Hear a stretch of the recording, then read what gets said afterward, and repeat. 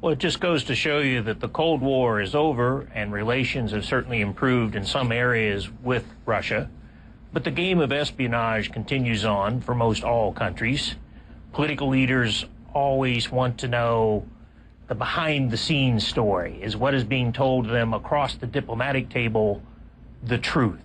So the Russians have continued spying in America, in England. It would appear as though American intelligence officers are still at work in Russia. And even if people know in Washington and Moscow that there are layers and layers potentially behind this very public outing, are we aware of any distinction to be made or any analysis to be taken from the manner in which this man, Ryan Fogel, was outed, so to speak? I think you can draw a few conclusions, having served in Moscow myself. Fortunately, I never got caught, so I didn't get to see the inside of their security service. But one thing from the preparation they had of the arrest scene and the videos and everything else, this wasn't where the FSB just got lucky one night following Mr. Fogel around. This was carefully prepared. It was probably an entrapment, a provocation from the get-go. Why do you say that? Had managed to get word. Had they just stumbled onto him while he was out wandering around Moscow late one night, they wouldn't have been so prepared with all of the number of people and the cameras, the layout on the table, the video that they've released.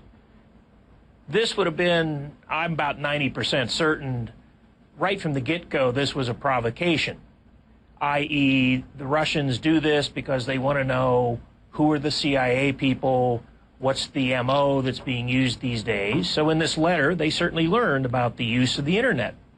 This might be something new to them. And they also learned about the amounts of money being offered. Is that fairly standard in your experience? And what kind of information would the CIA be hoping to glean?